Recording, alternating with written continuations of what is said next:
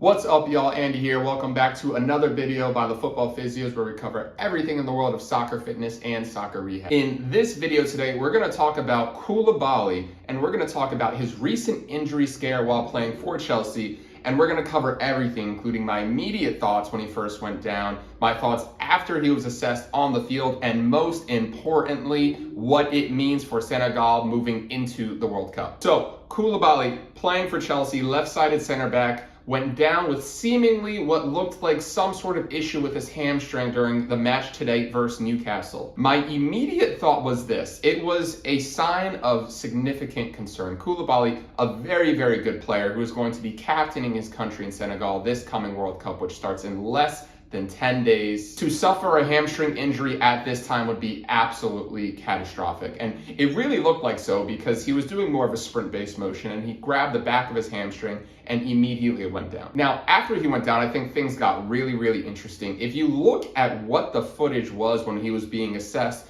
it was less of a medical assessment and more of a true conversation between the physio staff and the player himself, which is very, very common if it is more of a cramp and less of an acute injury. You can see them having a pretty detailed conversation, and after that conversation ended, the physios took out what seemed to be electrolytes, which help a lot with cramps in the moment, and then he walked off of the field and immediately came back on, and shortly after that, it seemed like he was perfectly fine doing sprints and whatnot. And because the assessment was more of a conversation and less of an orthopedic exam, and because he was giving electrolytes immediately after, I'm almost confident in saying that this is not a true hamstring injury. It's almost certainly a cramp. And maybe it's a grade 0 muscle injury, which means it's very minor. He only needs a few days of rest and recovery to get back to 100%. But I still think that's quite unlikely. But the thing that is on my mind the most is, of course, what does this mean for Senegal at the World Cup? If I'm being completely honest, I'm somewhat worried for several reasons. For one, I'm worried that he is cramping up before even the 60th minute of a Premier League match. Yes, the Premier League is super physical and super intense,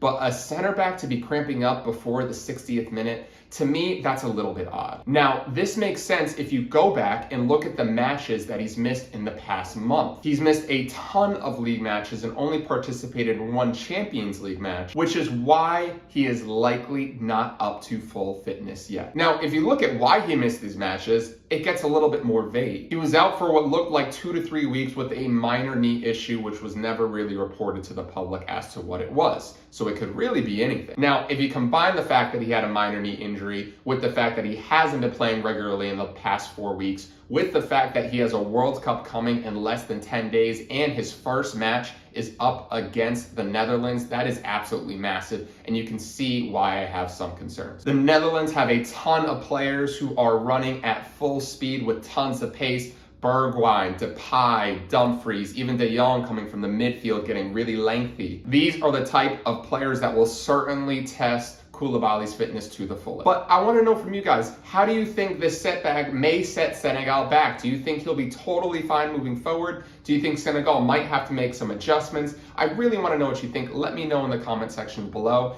As always, thank you all for watching. I'll catch you next time. Peace and love.